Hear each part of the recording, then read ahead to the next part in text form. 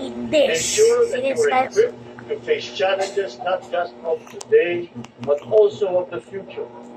Because together, we build an AFP that will stand as a beacon of strength, Oh, I need of rice. alliance, resilience, and technological excellence. Patuloy ang pagdating ng mga military equipment sa ilalim ng AFP Modernization Program.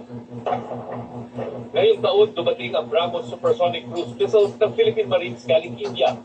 At ngayong linggo, We saw the arrival of another batch of 5 Black Hawk helicopters, which is the second batch of the 32 Black Hawk helicopters that we are acquiring under the Horizon 2 of the modernization program. ang Philippine Navy, 2 pang warship at 6 offshore patrol vessels ang gustong bilhin para palakasin ang pagbabantay sa exclusive economic zone ng bansa. We have the Horizon 3, almost $25 billion.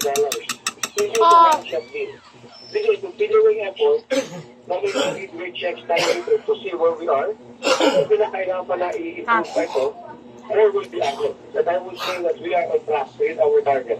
Pero maapektuhan pa ng paghihigpit ng sinturo ng gobyerno ang pagbili ng military equipment para sa depensa ng bansa. Sa ilalim ng 2025 budget ng Department of National Defense, binawasan ng 15 billion pesos ang 50 billion pesos para sa AFP Modernization Program.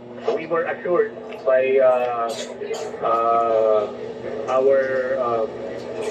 the other government agencies that we can pursue with the modernization program. It's a matter of project management, it's execution, and then funding will really will flow. But we have assurance from Congress that we will continue to support the modernization program.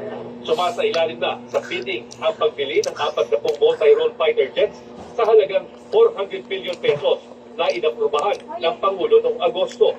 Nasa wishlist din ng AFP ang karagdagang mid-range missiles kaya ng mga MRC missiles ng US na nakadeploy ngayon sa Northern Luzon. Para sa GMA Integrated News, God, it's so yellow. 24 oras. Happy Friday, chikahan mga kapuso! Mula Luzon hanggang Visayas, ang saya ng atin ng Kapuso Stars sa iba't ibang ipagdiriwang ngayong holiday season. Nag-share din sila ng Christmas plan. May report si CJ Corina ng GMA Regional TV.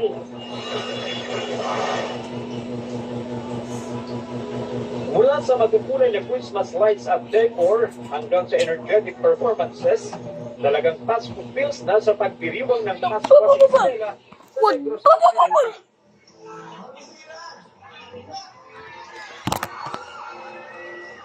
Espesyal pa ang gabi kasama sina The Class 2023 champion John Rex. Wait, guys.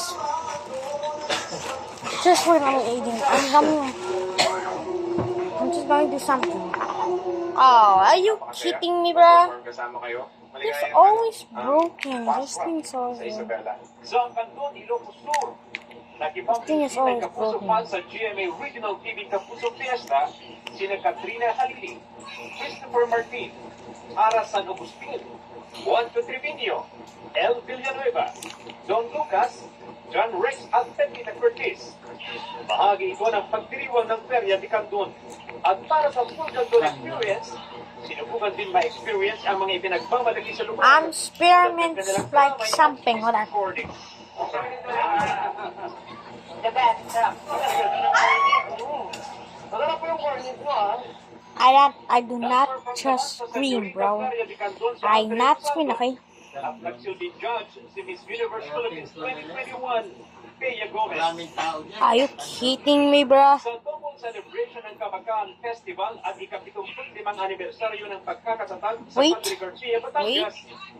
Wait. Ng dagdag saya sa Wait. mga Batangueño sina Sam Oh my God, Cristian the Miranda at cross. walang araw star at si Ortega. Pati sina Bryce Eusebio at Althea Really, Plata Forever really dumb. at si Sian And I Saga. feel like that happened before me.